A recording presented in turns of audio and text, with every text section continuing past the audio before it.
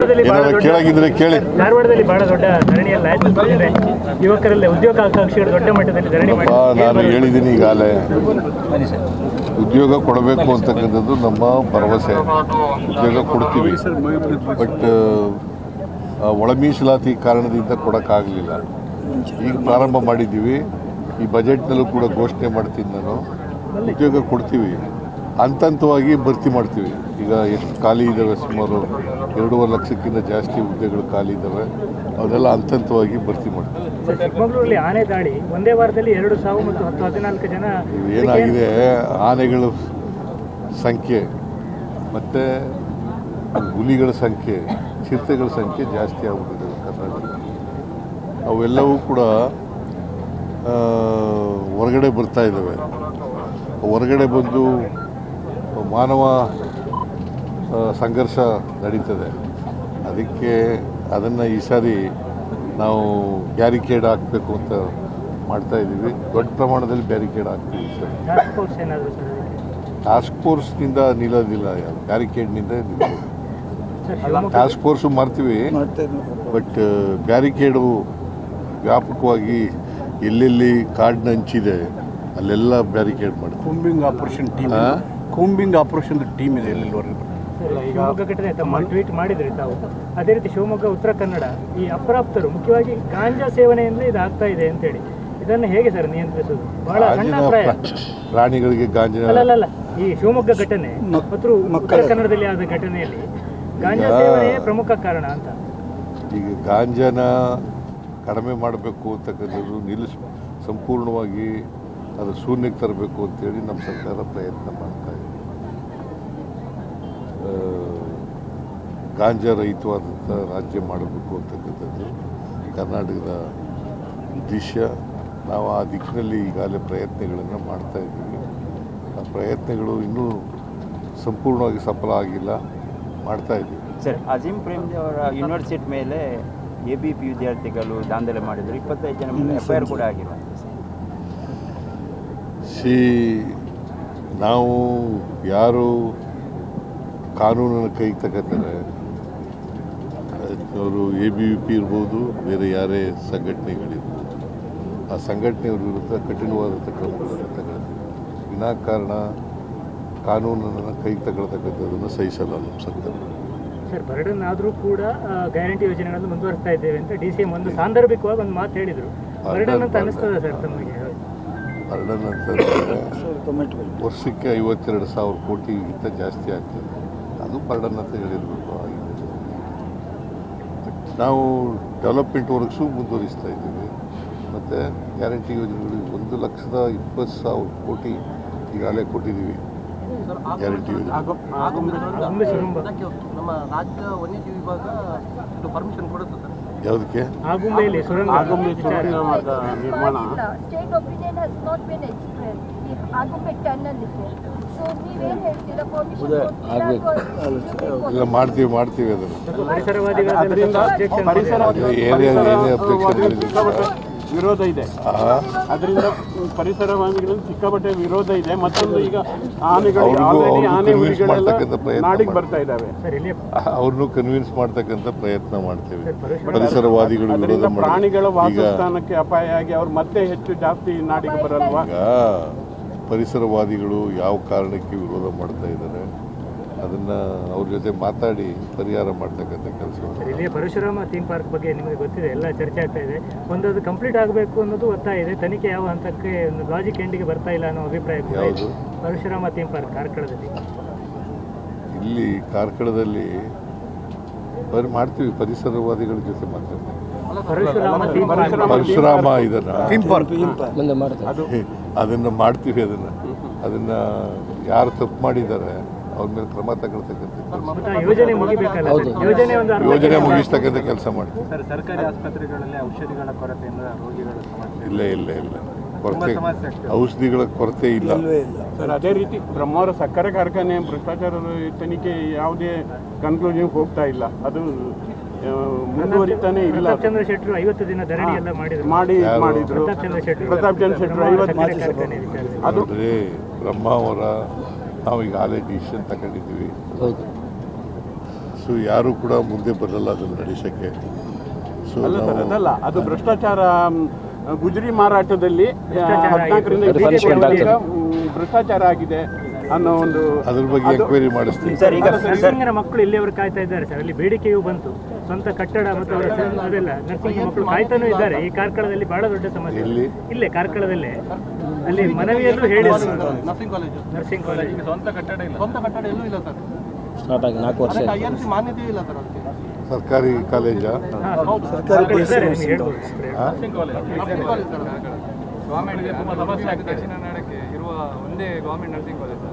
ನೋಡ್ತೀನಿ ಸರ್. ಪಿಲಿಕುಳದಲ್ಲಿ ಜೈವಿಕ ಉದ್ಯಾನವನ ಇದೆ ಸರ್. ಅಲ್ಲಿ ಪ್ರಾಣಿಗಳ ಸ್ಥಿತಿ ತುಂಬ ಶೋಚನೀಯ ಸ್ಥಿತಿಯಲ್ಲಿದೆ ಸರ್.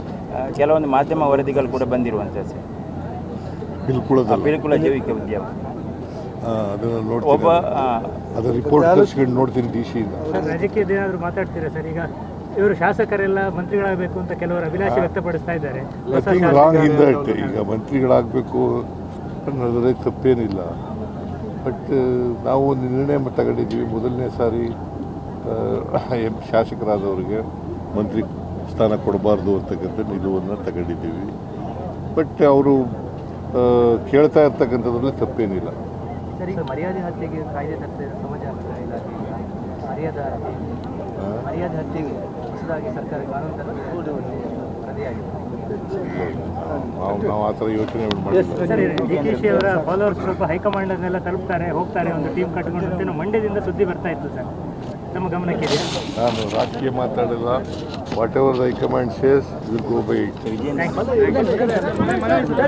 ವಕಾಲತ್ ಹಾಕೋದ್ರಿಂದ ಅವರು ರಾಜಕೀಯವಾಗಿ ಅಷ್ಟೊಂದು ಎತ್ತರಕ್ಕೆ ಬೆಳೆದಿದ್ರು ಕೂಡ ಮುಖ್ಯಮಂತ್ರಿಯಾಗಿ, ಸಚಿವರಾಗಿ, ಕೇಂದ್ರದ ಸಚಿವರಾಗಿ ಪ್ರಾಮಾಣಿಕತೆ ಉಳಿಸ್ಕೊಂಡಿರೋದಿದೆಯಲ್ಲ, ಅದು ಬಹಳ ದೊಡ್ಡ ಸಾಧನೆ ಅಂತಕ್ಕಂಥ ಮಾತುಗಳನ್ನು ಈ ಸಂದರ್ಭದಲ್ಲಿ ಹೇಳಲಿಕ್ಕೆ ಬಯಸ್ತಾ ಇದ್ದೀನಿ. ಪ್ರಾಮಾಣಿಕತೆ ಇದೆಯಲ್ಲ, ಇವತ್ತಿನ ರಾಜಕೀಯದಲ್ಲಿ ಭಾಳ ಕಷ್ಟ ಹುಡುಕಬೇಕಾಗ್ತದೆ. ನೀವು ಒಂದು ರೀತಿಯಲ್ಲಿ ನಮಗಿಂತ ಹಳೆ ತಲೆಮಾರಿನವರು ಅಂತ ಅನಿಸುತ್ತೆ. ನಿಮ್ಮ ತಲೆಮಾರಿನವರೆಲ್ಲ ಪ್ರಾಮಾಣಿಕವಾಗಿ ರಾಜಕಾರಣ ಮಾಡ್ತಾ ಇದ್ರು. ಸೊ ಏನೇ ಇರಲಿ, ಅವರು ಆ ಕಷ್ಟದ ಜೀವನವನ್ನು ನೋಡಿರೋದ್ರಿಂದಲೇ ಅವಿದ್ಯಾವಂತರಾದ ಆದರೆ ಈ ಸಮಾಜದಲ್ಲಿ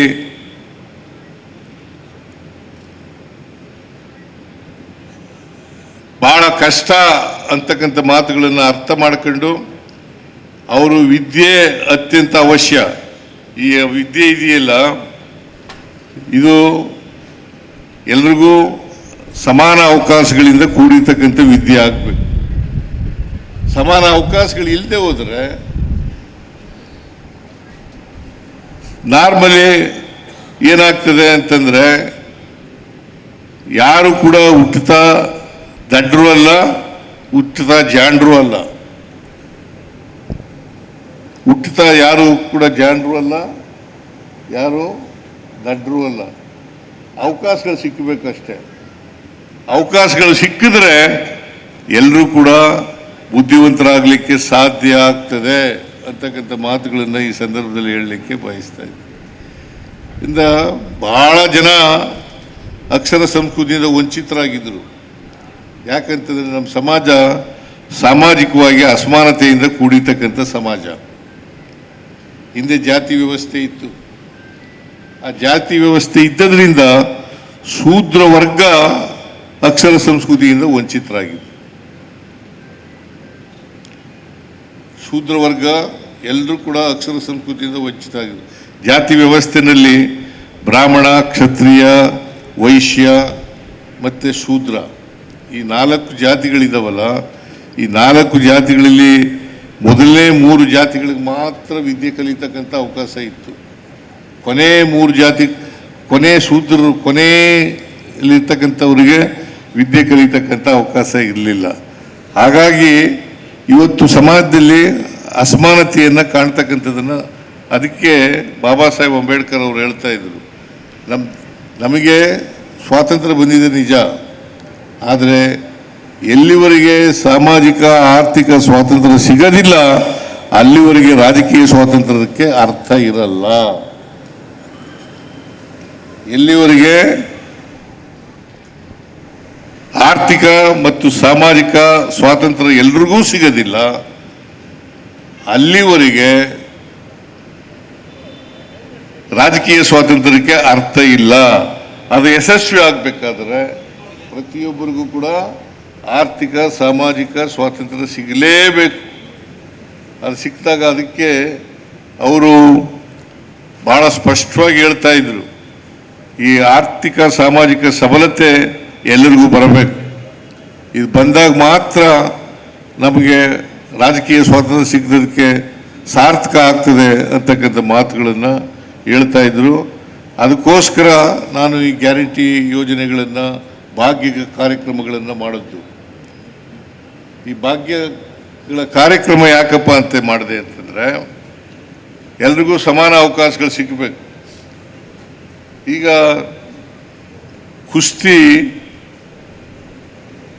ಸಮಾನ ಶಕ್ತಿ ಇರ್ತಕ್ಕಂಥವ್ರಿಗೆ ಮಧ್ಯೆ ನಡೆದಾಗ ಮಾತ್ರ ಸಾಧ್ಯ ಆಗ್ತದೆ, ಕುಸ್ತಿ ಮಾಡಲಿಕ್ಕೆ ಸಾಧ್ಯ ಆಗ್ತದೆ. ಒಬ್ಬ ಬಲಹೀನ, ಇನ್ನೊಬ್ಬ ಬಲವಂತ, ಇವ್ರ ಮಧ್ಯೆ ಕುಸ್ತಿ ನಡೆದರೆ ಸಾಧ್ಯ ಆಗೋದಿಲ್ಲ. ಅದಕ್ಕೋಸ್ಕರ ಸಮಾಜದಲ್ಲಿ ಸಮಾನ ಅವಕಾಶಗಳು ಸಿಗಬೇಕು ಎಲ್ಲರಿಗೂ. ಅದು ಸಿಕ್ಕಿದಾಗ ಮಾತ್ರ ಸಾಧ್ಯ ಆಗ್ತದೆ. ಅದರಿಂದ ಇವರು ಮಾಡ್ತಾ ಇರ್ತಕ್ಕಂಥ ಕೆಲಸ ಇದೆಯಲ್ಲ, ಮೊಯ್ಲಿ ಇವರಿಗೆ ಹೈಸ್ಕೂಲ್ನಲ್ಲಿ ಮಾಡ್ತಾ ಇರ್ತಕ್ಕಂಥ ಕೆಲಸ ಇದೆಯಲ್ಲ, ಇದು ಬಹಳ ಉತ್ತಮವಾದಂಥ ಕೆಲಸ. ಸಮಾಜದಲ್ಲಿ ಕಟ್ಟ ಕಡೆಯ ವ್ಯಕ್ತಿ ಡ್ರಾಪ್ಔಟ್ ಆಗ್ತಾ ಇದ್ದಂಥವನು, 35% ತಗೊಂಡಿರ್ತಕ್ಕಂಥವನು, ಅವರಿಗೆ ಮೊದಲನೇ ಆದ್ಯತೆ ಕೊಡ್ತಾ ಇರ್ತಕ್ಕಂಥದ್ದು ಭಾಳ ಒಳ್ಳೆಯ ಕೆಲಸ. ಹರ್ಷ ಅವರೇ, ಇದನ್ನು ಮುಂದುವರಿಸ್ತಕ್ಕಂಥ ಕೆಲಸವನ್ನು ನೀವು ಮಾಡಬೇಕು ಅಂತಕ್ಕಂಥ ಮಾತುಗಳನ್ನು ಹೇಳಲಿಕ್ಕೆ ಬಯಸ್ತಾ ಇದ್ದೇನೆ. ನಮಗೂ ನಮ್ಮ ಸರ್ಕಾರದಿಂದಲೂ ಏನಾದರೂ ಸಹಾಯ ಬೇಕು ಅನ್ನೋದಾದರೆ ದಯಮಾಡಿ ಕೇಳಿ. ಕೇಳೋದಿಲ್ಲ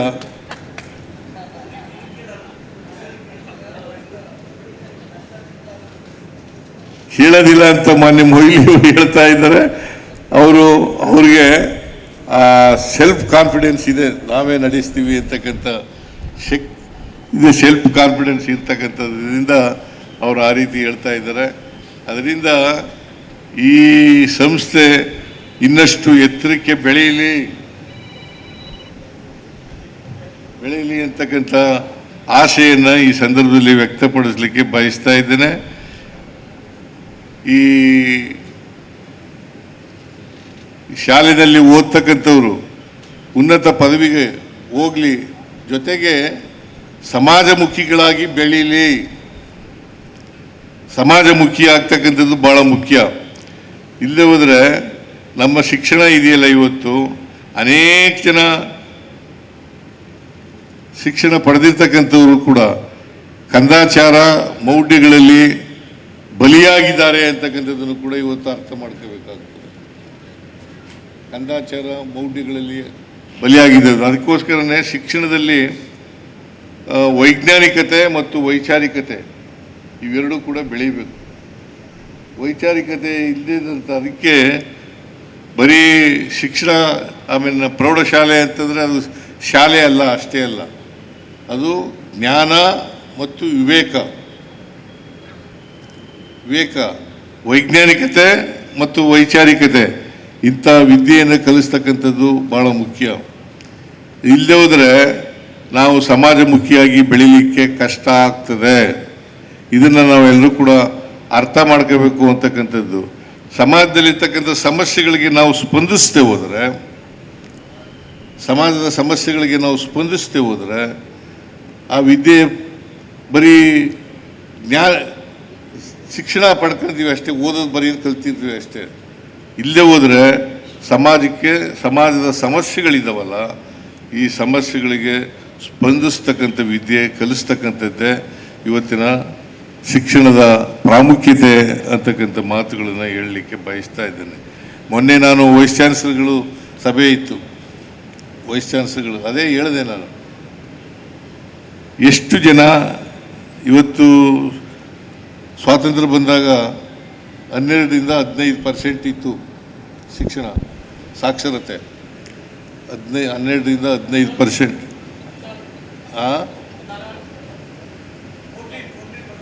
ಅದಕ್ಕೆ 12ರಿಂದ 15% ಇತ್ತು. 12ರಿಂದ 15% ಇತ್ತು. ಇವತ್ತು 74% ಬಂದಿದೆ. 74%. ಕೆಲವು ಕಡೆ 76% ಕೂಡ ಇದೆ. ಆದರೆ ವೈಚಾರಿಕತೆ ಇದೆಯಾ ಅಂತಕ್ಕಂಥ, ಎಲ್ಲರಲ್ಲೂ ಇದೆಯಾ ಅಂತಕ್ಕಂಥ ಮಾತುಗಳನ್ನು ನೋಡಿದಾಗ ಅದಕ್ಕೆ ಸರಿಯಾದಂಥ ಉತ್ತರ ಸಿಗಲಿಕ್ಕೆ ಸಾಧ್ಯ ಇಲ್ಲ. ಇದನ್ನು ನಾವು ಅರ್ಥ ಮಾಡ್ಕೋಬೇಕಾಗ್ತದೆ. ಅದಕ್ಕೋಸ್ಕರ ನಮ್ಮ ಶಿಕ್ಷಣ ಹೇಗಿರಬೇಕಪ್ಪ ಅಂತಂದರೆ, ನಾವು ಸಮಾಜದ ಸಮಸ್ಯೆಗಳಿಗೆ ಸ್ಪಂದಿಸ್ತಕ್ಕಂಥ ರೀತಿಯಲ್ಲಿ ಇರಬೇಕು. ಅದರಿಂದ ಇಲ್ಲಿ ಓದಂಥ ವಿದ್ಯಾರ್ಥಿಗಳು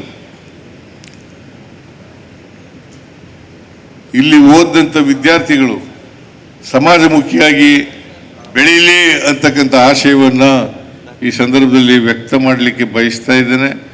ಮೊಯ್ಲಿಯವರು ಪಾಪ ಅವರು ಚಿಕ್ಕ ವಯಸ್ಸಿನಲ್ಲಿ ಬಡತನ ನೋಡಿದ್ದರಿಂದ, ನಾನು ಬಡತನ ನೋಡಿದ್ದೆ. ಯಾಕೆಂತಂದರೆ ನಾನು ನಮ್ಮ ಮನೆಯಲ್ಲಿ ಅನ್ನನೂ ಮಾಡ್ತಿದ್ದೋ, ಮುದ್ದೆನೂ ಮಾಡ್ತಿದ್ದೋ. ನಮ್ಮ ಮನೆಯಲ್ಲಿ ಅನೇಕ ಜನರಿಗೆ ನಮ್ಮ ಊರಿನಲ್ಲಿ ಕುಷ್ಕಿ ಜಮೀನಿತ್ತು, ಇಲ್ಲ ಕೂಲಿ ಕಾರ್ಮಿಕರಿದ್ದರು. ಕೂಲಿ ಕಾರ್ಮಿಕರು ಅಥವಾ ಕುಷ್ಕಿ ಜಮೀನಿದ್ದಂಥವರು ಪ್ರತಿದಿನ ಅನ್ನ ಮಾಡ್ತಿರ್ಲಿಲ್ಲ. ನಾವೆಲ್ಲ ರಾಗಿ ಮುದ್ದೆನೇ, ಜೋಳದ ಮುದ್ದೆನೇ ತಿಂತಿದ್ದದು. ಜೋಳದ ಮುದ್ದೆ, ರಾಗಿ ಮುದ್ದೆ ತಿಂತಿದ್ದದು. ಅನ್ನ ಉಣ್ತಿದ್ದದು ಯಾವಾಗಪ್ಪ ಅಂತಂದ್ರೆ ಹಬ್ಬದ ದಿನಗಳಲ್ಲಿ ಅಥವಾ ನೆಂಟರು ಬಂದರೆ. ಅದಕ್ಕೆ ನಾನು ನಮ್ಮನೆ ಯಾರು ಅನ್ನ ಮಾಡ್ತಿರ್ಲಿಲ್ಲ, ಅವರು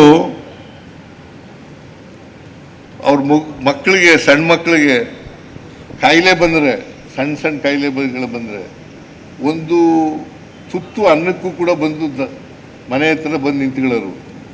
ನಾನು ಅದನ್ನು ಕಣ್ಣಾರೆ ನೋಡಿದ್ದೆ. ಅದಕ್ಕೋಸ್ಕರ ಯಾರು ಕೂಡ ಇನ್ನೊಬ್ಬರು ಮನೆ ಬಾಗಿಲಿಗೆ ಹೋಗಿ ಅನ್ನಕ್ಕೋಸ್ಕರ ಕಾಯ್ಕಬಾರದು. ಒಂದು ತುತ್ತು ಅನ್ನಕ್ಕೋಸ್ಕರ ಅನ್ನಭಾಗ್ಯ ಕಾರ್ಯಕ್ರಮವನ್ನು ಜಾರಿಗೆ ತಗೊಂಡ್ಬಂದದ್ದು. ಇದನ್ನು ನಾವು ಅರ್ಥ ಮಾಡ್ಕೋಬೇಕಾಗ್ತದೆ. ಬಹಳ ಕಷ್ಟ ಇತ್ತು. ಈಗ ಅನ್ನಭಾಗ್ಯ ಕಾರ್ಯಕ್ರಮ ಜಾರಿಗೆ ಬಂದ ಮೇಲೆ ಎಲ್ಲರ ಮನೆಯಲ್ಲೂ ಕೂಡ ಅನ್ನ ಉಣ್ತಕ್ಕಂಥ ಕೆಲಸ ಆಗ್ತಾ ಇದೆ. ಸೊ ಹಾಗಾಗಿ ಈ ಬಡತನ ಇದೆಯಲ್ಲ ಬಹಳ ಕಷ್ಟದ ಕೆಲಸ. ಅದಕ್ಕೋಸ್ಕರನೇ ಈ ದೇಶದ ಸಂಪತ್ತು ಎಲ್ರಿಗೂ ಹಂಚಿಕೆ ಆಗಬೇಕು, ಅಧಿಕಾರ ಹಂಚಿಕೆ ಆಗಬೇಕು. ಇದಾಗೋವರೆಗೂ ಕೂಡ ನಮ್ಮ ಪ್ರಯತ್ನ ಮಾಡ್ತೇವೆ ಅಂತಕ್ಕಂಥ ಮಾತುಗಳನ್ನು ಈ ಸಂದರ್ಭದಲ್ಲಿ ಹೇಳಿ, ಮೊಯ್ಲಿಯವರು ಭಾಳ ಉತ್ತಮವಾದಂಥ ಕೆಲಸ ಮಾಡ್ತಾ ಇದ್ದಾರೆ. ಅದನ್ನು ಮುಂದುವರಿಸ್ತಕ್ಕಂಥ ಕೆಲಸವನ್ನು ಮಾಡಲಿ ಅಂತಕ್ಕಂಥದ್ದು. ಮತ್ತು ಮೊಯ್ಲಿಯವರಿಗೆ ಶತಾಯುಷು ಆಳಿಗೆ ನೀವು ಹಾಗೇ ಆಯ್ತೀರಿ, ನೀವು ಬೇಡ ಅಂದರೂ ಹಾಗೇ ಆಯ್ತೀರಿ. ಈಗಾಗಲೇ 86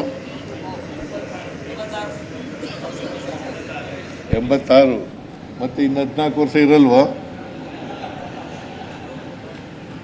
ನನಗಿಂತ ಗಟ್ಟಿಯಾಗಿದ್ದೀರಿ ನೀವು. ನಾನು 79ನೇ ವರ್ಷ, ನನಗಿಂತ ಗಟ್ಟಿಯಾಗಿದ್ದೀರಿ ನೀವು.